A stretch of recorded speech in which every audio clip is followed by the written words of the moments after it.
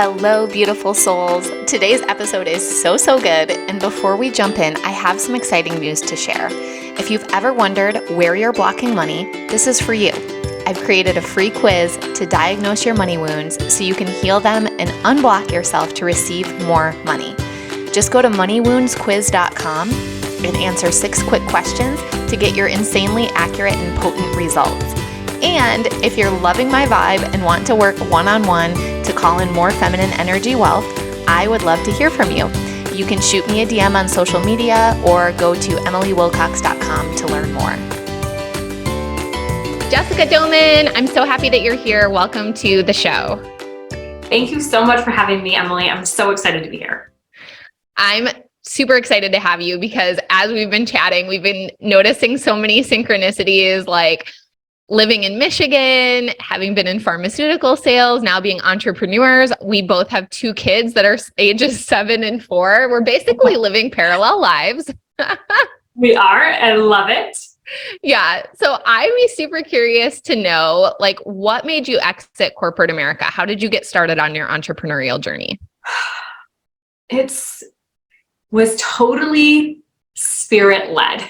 I loved my corporate job until I had my oldest and I had to go back to work, right? Those 12 weeks are not enough. And I hated the feeling of what am I going to miss? And I got to travel a lot, which I loved before I had kids. Like, oh, I'm going to fly here and I'm going to go there. I'm going to meet these clients. We're going to have a fabulous dinner here. And it was a great way to see the country. And then I had a baby and I'm like, yeah, I want to be home every night. I don't want to miss bedtime. And so it was this choice. I felt like I had a choice. Do I want to keep going this way or do I want to explore other opportunities and leave my corporate role that I've worked so hard for and climbing this ladder? And it was this, I made a significant income for our family that we needed during that time. But when I got pregnant and it took us, we had quite a journey to get pregnant with with our youngest. I decided, I'm like, this life is just so short. And I know that we're going to be protected, provided for. And so I'm really feeling this calling to be home right now, whatever that looks like. And so I was about 32 weeks pregnant when I left my corporate job. Wow. Yeah. Again, such similar paths where we both went back to work after the first, didn't love it, and then left right around having the second. So at that point, were you like, oh, I know that I'm going to be a coach? Or was it more like, I know I don't want corporate America. I know I want to be home with my kiddos and we'll see what's born out of that? Actually, so parallel, the universe had been working on my heart and I had started just a health and wellness business. And I was like rising through the ranks. It was an MLM company, rising through the ranks super quickly while working my corporate job, while having, a child at home. I was super passionate about it. It was just like everyone needs to know about this. And it was very effortless and rising through the ranks, getting all this recognition, which I loved and was really feeding my my wounded feminine and masculine energy at the time. And within that, I was also making additional income, which was incredible for our family at the time. My husband wasn't working and getting paid to the amount he should have been, or to the amount he could have been. And so at that time, I just was like, wow, I could really see like if this keeps happening, like I could quit my job and I could have this on the side. And so that's really when I quit my corporate job, like, okay, well, and I have this to fall back on, right? Like I have this business to continue to build and expand upon, as well as staying home with my kids. There was something else for me because I always knew I never wanted to be a stay-at-home mom only. I always had this desire for more, but I wasn't really sure what that looked like until this health and wellness company came along and I was drinking the Kool-Aid, like all in on that. So I did have that to jump into once I left corporate. Okay. Got it.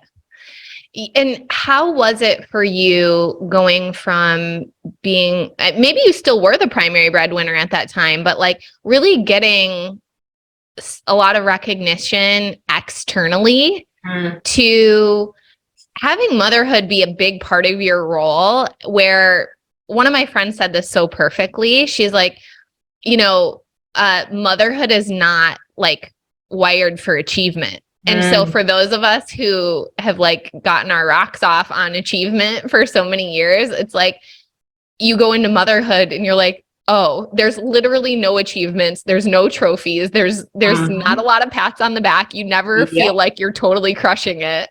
Yep. Yeah, that, and gosh, this is coming up for me now. My husband and I, it was a transition period, right, for us. And it was this, I was totally missing the recognition piece, because he was coming home from work and I was like, oh, I did this, and this, and I'm like, can you be grateful I did all these things, right? And I like kept the kids live and like I made dinner, and he's like, yeah, cool. There was no recognition in that. And that certainly was a transition period. And within that, shortly after, I also, transitioned out of my corporate role, I began this like healing spiritual journey. And so I quickly recognized this need for achievement in my life, and like, what did that mean about me, and, masculine and feminine energy and all of that. Yeah. So if we fast forward a bit, I think my understanding is that you guys still have multiple streams of income. Like you've got your business, your husband has his, maybe you guys have a few things together, which is also very similar to our household, where there's this blending of, romantic relationship and business partner relationship and money coming from different sources. So to the degree that you're comfortable, will you just kind of break it down for us so we understand what it looks like? Yeah. So, and actually we just started a new business too. So my husband is a physician. So we have this income that comes in. And then I have a health and wellness, company. So we have money that comes in through there. And then I have my coaching business, of course. And then we just started, getting into real estate. So we're getting ready we bought a home in Florida that we're going to be Airbnb. So that'll be another income stream for us, which we're really excited about. So we have this one home and looking to purchase one or two more this year as well. So love it. Yes. Again, parallel lives. We're getting ready to invest in real estate, and we want to buy an Airbnb house this year as well. So yes. Well, let's talk. Let me know if you want to. Yeah, we can compare notes and see how it's going. Yes. That is so fun. So, talk to me a little bit about your coaching, because, so many of the women that listen to this podcast are, either working with coaches or looking for coaches. So what's your flavor? How do you work with people? So I work with people in a variety of different ways. So I have a couple group programs, which you can come into, kind of dip your toe, get used to, what it might be like to work with me, get to know me in my community that I offer. I'm really big on sacred sisterhood. That's something that I healed within myself and in my journey. And I have this deep desire to go deeper with other women who are also on spiritual journeys and are stepping up to live their desire-filled limitless life, whatever that looks like for them. And this is something that I don't think a lot of women talk about. And my husband and I have created a really affluent life, and I'm really proud of that and grateful. But society has taught us to no, you can't talk about money. You can't show that oh, you go here, there, and everywhere, and that you just bought a home in Florida. How can you show that? That triggers so many people. And I don't have space for that anymore. I don't believe that is the wave of the future. That is not how I choose to experience the world anymore. I choose to experience the world that whatever your desires are in your heart, whether it be a second home, a third home, whether it be, to buy a car in cash, whether it be to, actually save money this year, that's the desire of your heart. And I empower women to live their limitless life, what that looks like for them at any level that is. And I want more conversation around that, more support around that, instead of judgment and, poking fingers. I want to have conversations about, hey, we're all different. And I want everyone to be themselves, which means being so different, and feel supported and safe in a space like that. So my containers hold that. I have a great space called Unruly, which is about looking at the rules and things you've been taught that no longer serve you, to make room for what does, your unruly self, doing it your way. And then I have of course, my sacred one-on-one spaces where the women and I get to do life together every day. We're in each other's back pockets in Voxer, and it's just the most incredible experience to get to know a woman on that level and walk hand in hand with her, equal power but different, as Melanie and Lair says, and watch her expand into her limitless life. Yeah, that's so beautiful. I want to dive deeper on what you were talking about in terms of like the potential judgments of kind of living out loud. And so since we do talk about things through the lens of money here, I'm curious, what were some of the old stories that you had around, whatever, buying the second home or buying a luxury handbag, or, really letting people see your level of wealth? What felt scary about that, and how did you work on healing it?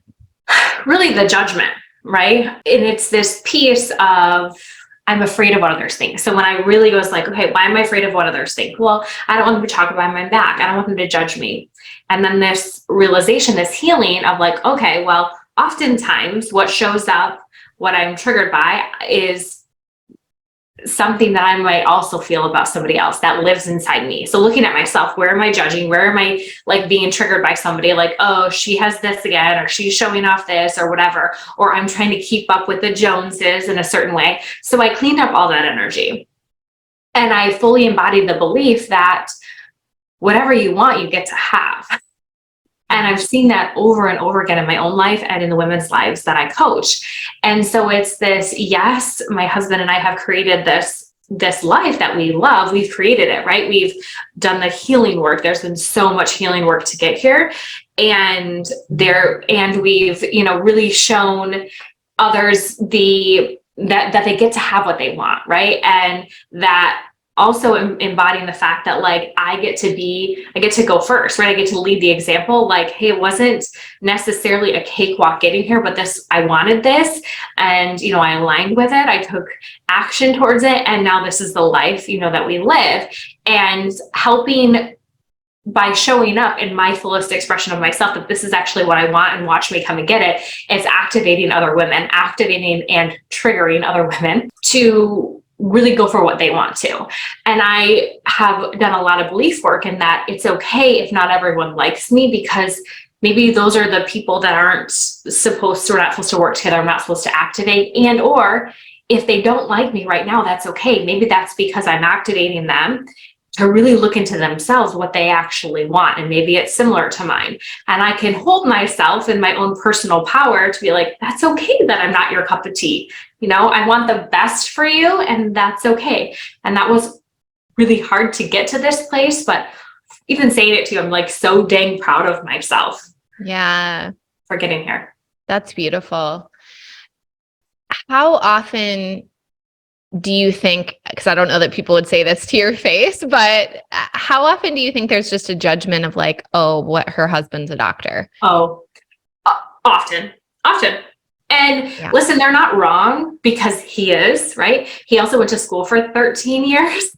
And we still have, and are paying down a lot of student loan debt. Yeah. And so there is often this misconception that like, oh yeah, well, he's a doctor, of course he makes good income. Also, he should, because he went to school for that long, and he does have a really important role, right, in taking care of people, as he should. And also he had to become, and I had to become, and holding us in this, really, you have to hold the level of debt that we held. It's getting smaller every day, but a lot of people don't understand that. They just see that piece of it, and that there is there's a polarity, right? There's an up, there's a down, there's a high, there's a low, and that's okay. We knew this going into it. We're okay with it, right? Debt isn't necessarily always a bad thing either. Right. And so, not everybody can hold themselves. Not everyone can go to school for that long. And also not everybody can deal with what it also comes along with. And so I think the more I talk about, my husband's the breadwinner in our family. He's, He supports the majority of our household expenses. And the more I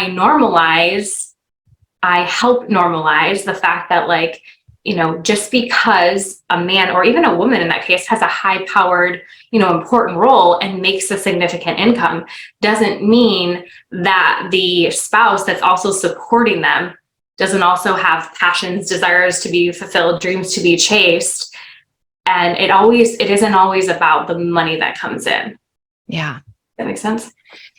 It does, absolutely. And, you know, I think this is something that does need to be talked about more. So I'm really glad that you are talking about it and normalizing it.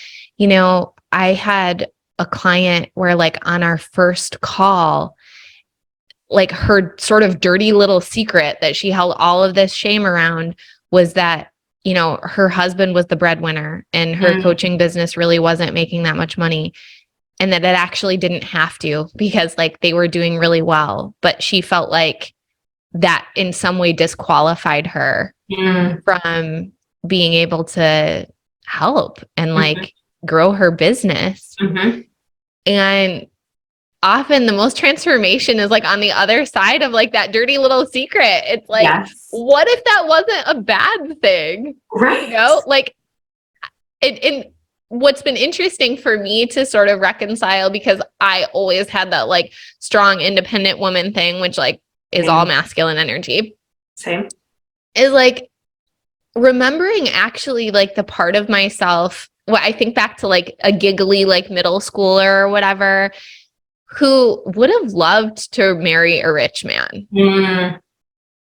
And I actually think that like many of us had that dream when we were younger.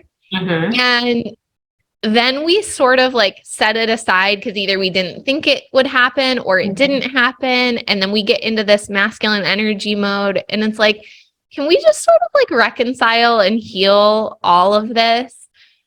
Because the truth is, you know, in my household, I am a significant financial contributor, as is my husband.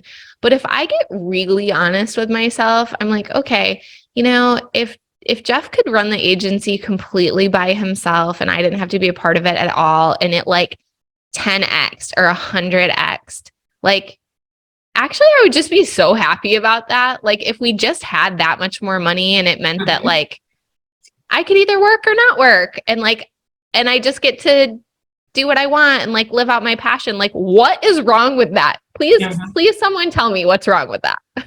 Totally. And, you know, we were talking about this earlier before we went live. It's this whole, you know, I don't have to work. I desire to work, right? I don't have to coach women. I don't I don't need the money to pay my bills. And that's so freaking big and bold and brave to say and audacious. Right? Like, who am I to say that? But that is the reality here. And there's so much shame and guilt and like dirty little secrets that come along with that for so many women, and or even men. Like I have worked with incredible women who like they're the breadwinners and their husbands don't really work and or bring in and you know very much money, and that's okay too. It's somewhere along the line we were sold these rules that this is how it was supposed to be, and it doesn't have to be like that. You know, when this whole I don't have to work, but I want to. So I show up in complete pure desire. I'm not in need and lack and shoulds and have tos. I'm like, I got to sell this program. It's like, no, actually the people that are supposed to work with me are going to, and it's going to be so magical, period. Right. 100%. Yeah. I mean, it's like, would you rather hire the coach that's like, I don't have to be coaching, but I choose to because I absolutely love it. Or the coach that's like, hire me because otherwise I can't pay my bills. So we get that. But I think like the fears become more subtle, which is like, oh, but if they knew the truth, they wouldn't hire me because they want to build a business that is the breadwinner for their family. And because mine isn't, if they knew that, they would go hire a different coach that's like, whatever, making more money from the coaching business. At least that's what I notice is it's like, it's all of these subtleties and these little stories. But I think the more that we just say like, I'm just not choosing for that to be true, And also, by the way, like, I don't want anyone to hire me and then like find out something where they feel like they got sold a false bill of goods. Totally. Like, Yeah. this is just facts. This is what it is. So if take it or leave it, because I can't change myself and my situation just to meet everyone else's desires. Absolutely. Yeah. So walk me through the numbers a little bit, because I'm guessing, I think you even mentioned that your corporate career was pretty lucrative. So if you could kind of like put a number on that, and then sort of put a number on how much money is just like collectively flowing into your household now, I think that would be really interesting for us to hear. Yeah. So I made mid six figures in my corporate job. And then now currently, we were just like, doing the fun taxes, ending the year out, and we collectively earned $1.5 million last year. Amazing. Yes. Love that. Yes. Well, like, thank God that you have businesses, because, the chunk of that's coming through the physician's income, it's not very easy to tax shelter that. Totally. Yeah. That's incredible. Congratulations. Yes. Thank you.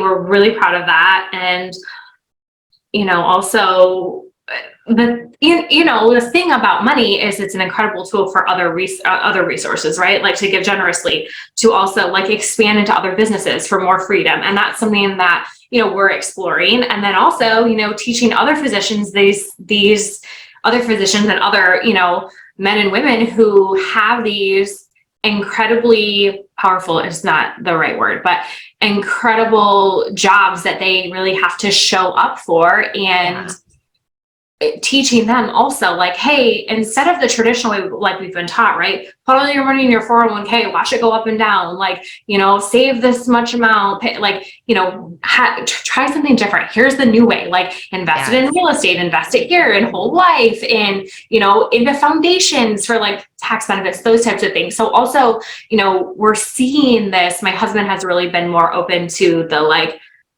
and desiring more freedom. And so more open to like, wow, money can go and flow so many places, and we can do so many incredible things with it to also generate more, right? Which is the ultimate goal. And, we do have some big desires in our family to make significant, donations to local places, and to make a difference in our community, and other foundations for when we're no longer here, that our money lives on. And so in order to do that, you also you have to, not have to, we desire to accumulate more wealth so that leaves more of an impact. I love that. Can you even add some specifics around that? Like when you and your husband are dreaming, like what does that look like? Because I think this legacy work is a really beautiful piece of things that, again, also doesn't get enough airtime. So we were talking, we have this belief. So number one, our legacy, we have two incredible children, boys, and we are not of the belief that when we're no longer here, Earthside, that we're not going to leave them a bunch of money. We desire to spend the money with them while we're alive. So maybe that means we help buy a home for them, a car, we make some investments with them, whatever that might be. We desire to use the money with them while we're alive, to help bring us joy, to help teach them, to help to make those memories together instead of when we're gone. And so with that, we're making decisions, we're making choices right now that mean, where will money, and also because we don't desire to leave them a bunch of money, but there will inevitably be, some money, I don't want to even say left, but there will be an abundance of money that we desire to go to a foundation. And so what does that look like? What does that mean, we do with it right now so it continues to grow? And also, what does that legacy look like for us? Where do we want it to be? So we have conversations all the time. Well, like, what's really important to us? Of course, we share a lot of things that are important. We agree together, but there are some differences. So, what does this look like if we want to leave, have a foundation here or a legacy here, or to help this right now? And then, God willing, we're around for 70, 80 more years. And so how will those, places where we desire a legacy to be when we leave, what will they look like in, 70, 80 years? And so, and also, that of our own, where do we desire that foundation to be? So it's fun to dream, and it's really fun to be able to give right now, and to be able to know that you're going to be able to give in the future is really exciting. And that's the whole reason behind why you want money, right? Like, I want, just last week, I'll tell this story. And there was a woman at Costco, and she had 5 or 6 children, and her card wouldn't work. And I'm making some assumptions, and that isn't fair, but we'll just say, and there was a long line, of course, right? Because it's like during the holidays at Costco, and everyone's so frustrated. And I'm actually next to her checking out. And I am like hearing this conversation, and my husband's talking to me, and my children are being loud, of course, and I'm trying to listen in. I'm like, shh, shh, shh, listening to the conversation. And I just pop my head over it, and I'm like, "Are you having a hard time with your card?" She's like, "Yeah." I'm like, "Hey, would you mind? Let me just swipe mine." And she was like, "Oh no." I'm like, "Yeah, let me just swipe mine." So I just swiped mine. And she was filled with so much emotion. I'm going to get emotional about it. And it was like, this is, you're so welcome. This is nothing. You are so welcome. And this is why. Yeah. This is why Totally. we do things that we do. This is why my husband went to school for this long, and we've been rewarded with this income, and why I get to generate extra income, so we get to do things like that. Yes. Yeah. I love that example, because it really is true. Like, I was just had this thought pop into my head even just in the last few days, where I was like, what if I just had a $100 bill every week that I just like randomly gave, like just noticing where someone went above and beyond, or did something, or someone needed it. And like, it's $400 a month. Yeah. That's it. And so sometimes I think we think about the thousands and tens of thousands and hundreds of thousands that are needed to make an impact. Yeah. And it's like, yes. And sometimes that $300 at Costco is like the game changer. Totally. Yep. Yeah. I love that. What kind of resources do you tap into as your wealth planning and legacy building? Because I would imagine, like, if I thought about, I want to start a foundation, immediately I'm like, I don't know how to do that. So what does your team look like? Yeah. So this past year, actually, we were introduced to this incredible accountant, and he has a team of attorneys and other accountants that work in his team. And he really specializes, and he knows all the things. When he talks, I'm like, what? He shows us the screen, and I'm like, I'm sorry, slow down. Can we talk in like normal, like people terms, not your. And so we've really put our trust in him and advised him. We've also done, all the things. There were just some resources as it relates to, insurances we could invest in as well for us and our health, and just supporting us financially too. And so we've done that, and we really we're open. That's the other thing. Like, we're always asking, like, hey, universe, we desire to manifest another house this year. We desire to buy another house this year. Like, I can't wait to see how that's going to happen for us. And I know it's going to happen. And I let go of the how. This is the thing I love to teach manifestation. It's like totally letting go of the how and just being like, this is what we desire. Let's see how it comes to us. And we are so open to it, right? We're open to the little nudges the universe sends to us or tells us. And then we take the sometimes incredibly uncomfortable work, and we take action on it, what the universe says we should do. And we're open to receive wherever the money comes in, wherever the opportunities are. We want to hear about them. And we've enlisted a really good team in our accountant and his business and his team to tell us all the things. And then it's then up to us to decide, yep, this is a yes, this is a no, this is a not right now. Yeah, that's beautiful. And I do find that, like, as soon as you start to break into that world, so to speak, more resources come to you. You'll start hearing more things, or, like when we started doing whole life insurance, structured in an infinite banking sort of system, it was like, I thought like, are we crazy? Because we're the only ones we know doing this. Yeah. And then it was like the next mentor that I was working with, who has a net worth far beyond ours, like, in the very high 9 figures, was like, oh yeah, everybody should be investing in whole life once you hit this certain amount. And it's like, you start to see the synchronicities. And when you put yourself into different rooms, it's like, it's different conversations that are being had. Yeah. And that's special. Totally.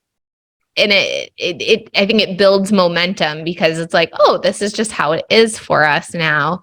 And one thing I want to say to everyone listening is like, you might feel like, but I don't know those people. I don't know how to get into those rooms, which I get. Like, you might not want to buy the country club membership or whatever in order to, start putting yourself in those spaces. But to me, that's like the gift of the internet.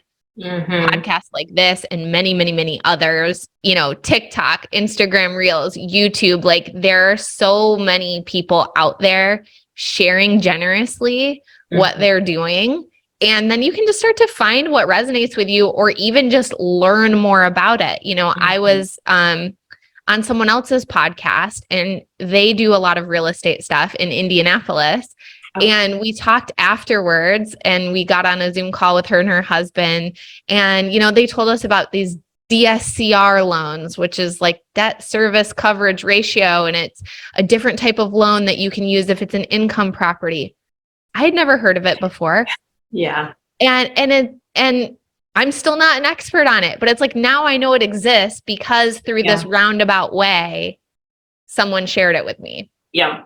Yep. Because you were open to receive it, right? You weren't closed-minded, like, nope, it's got to come in this way and this way only. It's, you left room for the magic, right? For the universe to show up and be like, hey, Emily, here you go. Yes.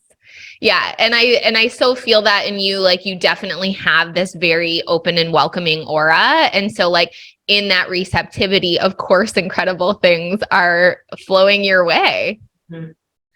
So tell everyone listening where you hang out online, where they can connect with you and learn more about your work. Yes. So you can check me out on my website, jessicadoman.com, or I hang out on Instagram, effortlessly Jess.